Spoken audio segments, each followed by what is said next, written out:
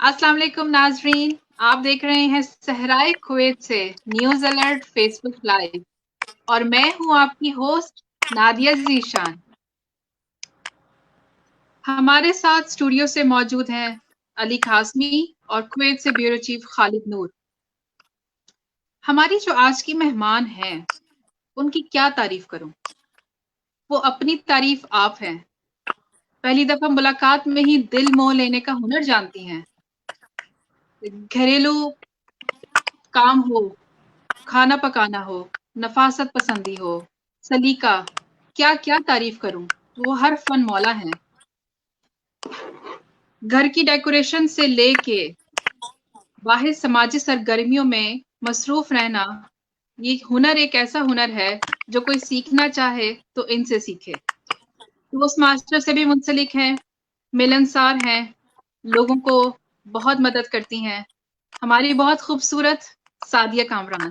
सादिया, आज के इस प्रोग्राम में आपका बहुत बहुत खुशामदीद। थैंक यू नादिया, आपने मुझे इनवाइट किया, आपका बहुत शुक्रिया। और खालिद भाई आपका भी बहुत शुक्रिया। मैं इस प्लेटफॉर्म पे आई हूँ अपना मैसेज आप लोगों तक पहुँचाने के लिए, और मैं आपकी टीम का और आप सबकी बड़ी शुक्रगुजार हूँ कि आप लोगों ने मुझे ये मौका दिया। बहुत शुक्रिया सादिया। सादिया, चले अब कुछ सवालात का सिलसिला स्टार्ट करते हैं आपसे। हमारे प्लेटफॉर्म पे पहली दफा हो रहा है कि हम किसी एक हाउस वाइफ को जो है अपने इंट्रोडक्शन में लेकर आ रहे हैं। तो सादिया, आप मुझे सबसे पहले तो ये बताएं, जब आप कुवैत कब आई और जब आप पाकिस्तान से यहाँ पर आई तो आकर यहाँ पर सेट होना आपको मुश्किल नहीं हुआ? हाँ जी नादिया, जब मैं कुवैत में आई थी तो उस वक्त आपको पता है कि आज से 20-23 साल पहले मैं कुवैत में आई थी और 1996 में मैं आई थी।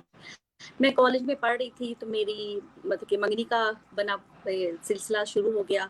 तो सबने कहा कि चलो थोड़ा क्या कहते हैं, मंगनी तो कर ही रहे हैं, क्यों ना निकाह कर दें, तो कि चलो निकाह हो जाएगा तो वीज़े की प्रॉब्लम नहीं होगी। तो ये पाकिस्तान गए थे 4 दिन के लिए, तो हमारा निकाह था, तो निकाह में हमारी रुखसती होगी।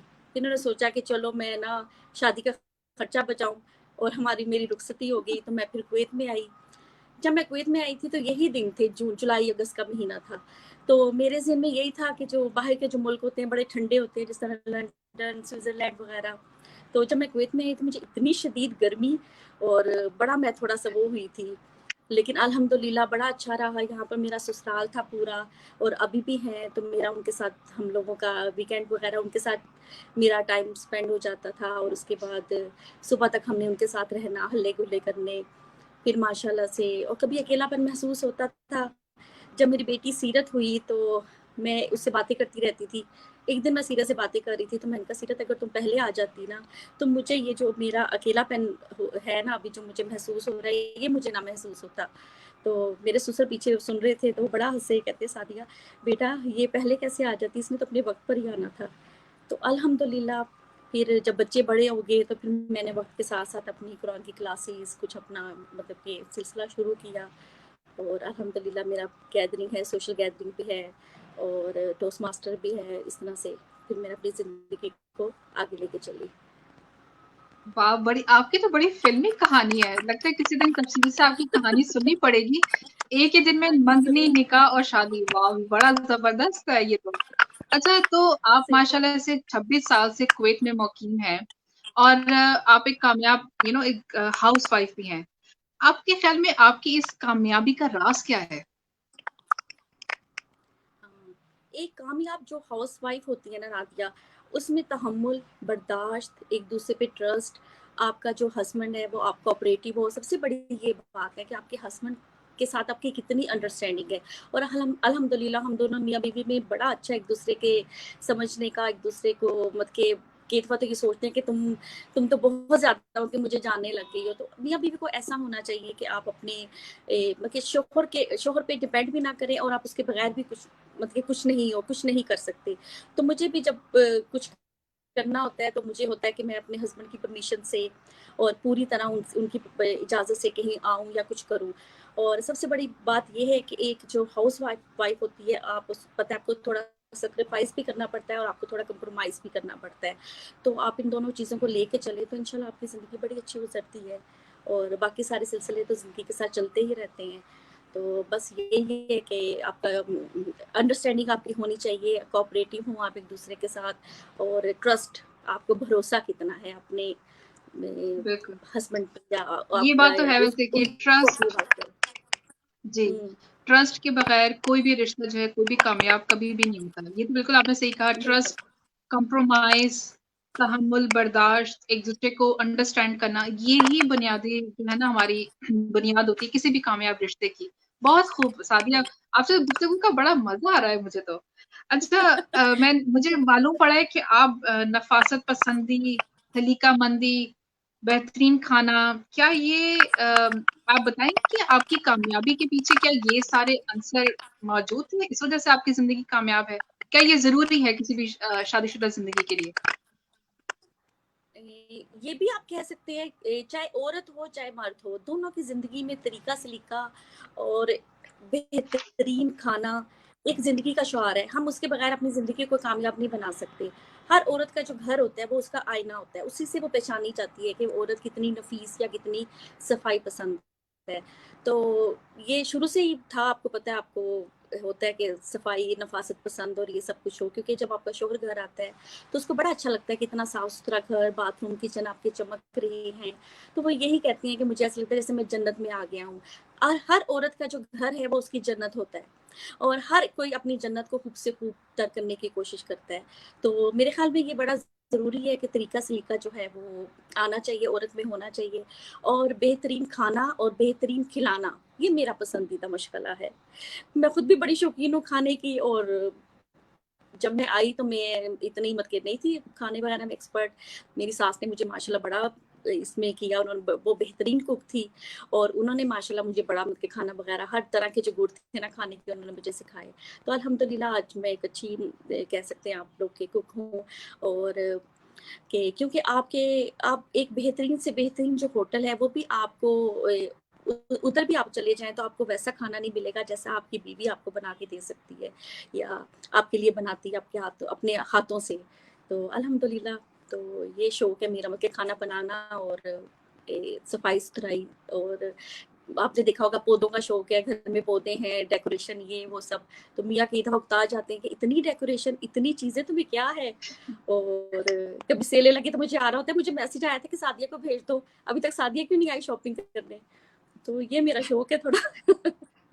तो बस अच्छा, तो यही। और आप आपको शॉपिंग का भी शौक है, तो शॉपिंग के साथ-साथ आप जैसे बात करिए हस्बैंड कभी चिढ़ भी जाते हैं आपके घर की इतनी डेकोरेशन और इन चीज़ों से, और इनकी वज़ह से बाद-में छोटे-मोटे झगड़े भी हो जाते हैं कभी-कभार आपस में।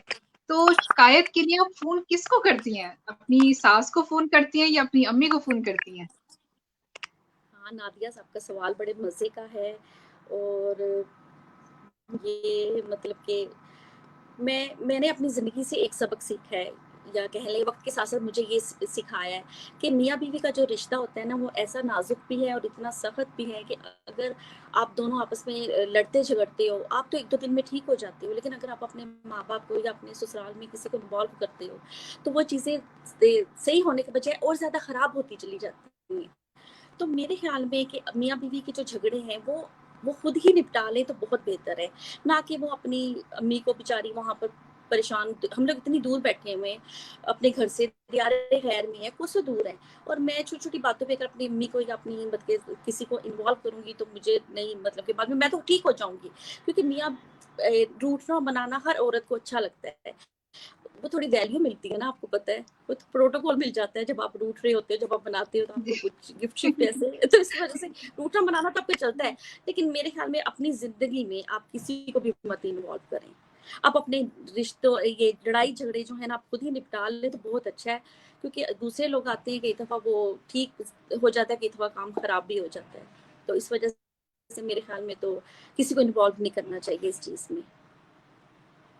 ये तो बिल्कुल ठीक, मतलब सादी आपकी बात बिल्कुल ठीक है, मैं इससे इत्तेफ़ाक करूँगी, क्योंकि देखिए मियाँ-बीवी का रिश्ता ऐसा नाज़ुक रिश्ता है कि आपस में लड़ाई के बाद खुश तो हो जाते हैं, मतलब सेटलमेंट हो जाती है, सब कुछ ठीक हो जाता है। लेकिन जो दिल किसी का खराब होता है, तो उनका खराब होता है जिनसे शिकायत की जाए। तो उनको जी, किसी का दिल खराब करने से बेहतर है आपस के मामलात आपस में ही सुलझा लिए जाएँ। क्योंकि आप दोनों ठीक हो जाते हैं लेकिन वो अगला बंदा बुरा बन जाता है और वो बिल्कुल आपके बिल्कुल दिल से बिल्कुल। सारी जिंदगी वो बात नहीं जाती क्योंकि आपका इतना नाजुक सा वो चल रहा होता है दौर। तो इस वजह से यही अच्छा है कि आप अपने किसी को इन्वॉल्व मत करें, अपने आप को खुद ही अपने झगड़ों को निपटा लें तो बहुत बेहतर है।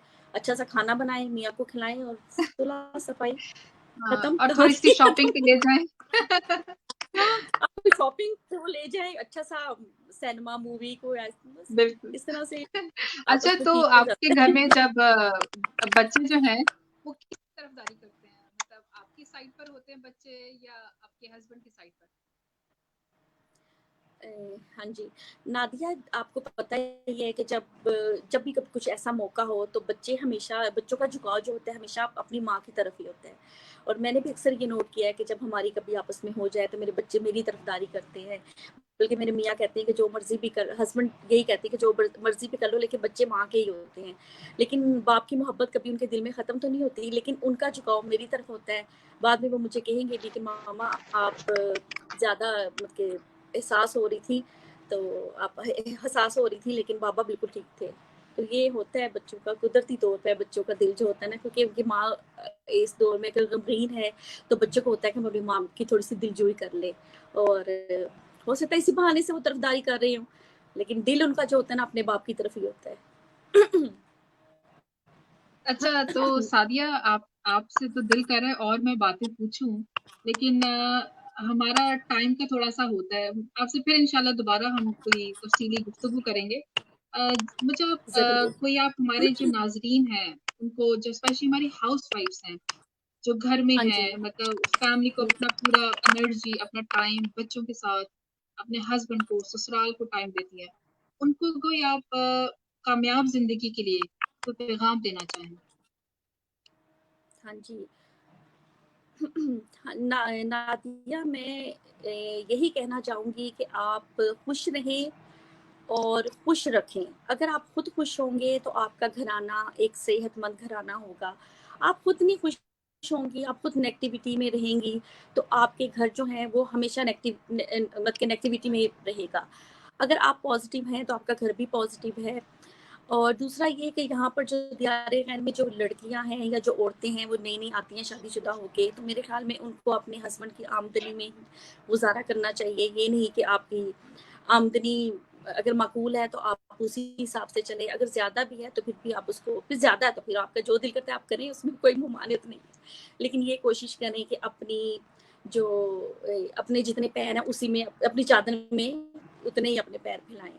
और दूसरा ये कि दुआ की, वो कहते हैं खूबसूरत जिंदगी का राज है कि दुआ ली जाए और दुआ दी जाए। तो आप कोशिश करें कि आपके साथ कोई बुरा भी करता है, जैसा भी करता है कोई बात नहीं, आप उसको दुआ ही दीजिए कि जाओ अल्लाह तुम्हारा भला करे। क्योंकि आप अगर इज्जत और एहतराम चाहते हो तो आप अपनी जिंदगी में तो आपको इज्जत और एहतराम देना पड़ेगा। जब आप कुछ देते हो तो रिटर्न में वो आपको 10 गुना ज्यादा मिलता है। तो ये जिंदगी हमारी का ये शेवा है कि हम इसको इसी तरह से गिव एंड टेक वाला हिसाब है कि हम इसको जो देते हैं वो ही हम काटते हैं। तो मैं यही कहना चाहूंगी कि यही है। और क्योंकि हम इतनी दूर बैठे हुए अपने माँ बाप से, अपने बहन भाइयों, अपने ससुराल रिश्तेदार सबसे, तो ये है कि हम अपने बच्चों की तरबियत दुनिया और आखिरत में अच्छी से अच्छी कर सकें। और इसके अलावा ये कि अपने घर को खुश रखें, खुश रहें और खुश रखें। बहुत बहुत शुक्रिया सादिया आपका। मैं जो हमारे देखने वाले नाज़रीन है सबको मैं कहना चाहूंगी कि हमारी जो हाउस वाइफ है हमारे माशरे का बहुत बड़ा माशरे का हिस्सा है। ये सिर्फ प्यार, तवज्जो और मोहब्बत मांगती हैं। आप इनको प्यार दीजिए, तवज्जो दीजिए और सबसे बढ़कर एहतराम कीजिए, क्योंकि यही है हमारी जो माशरे की खवातीन है, चाहे वो हाउस वाइफ है, चाहे वो वर्किंग है, हमारी ये खवातीन ही है जो हमारी आगे आने वाली नस्लों को परवान चढ़ाती हैं। आप इनको मोहब्बत देंगे तो ये बदले में आपको भी मोहब्बत देंगी।